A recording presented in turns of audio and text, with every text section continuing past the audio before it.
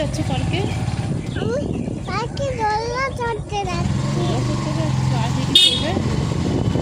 Slip চড়বো। চলবে আর কি চলবে?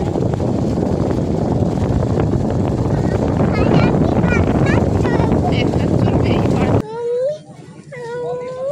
এই পার্ক বন্ধ। ঢুকতে দিচ্ছে না।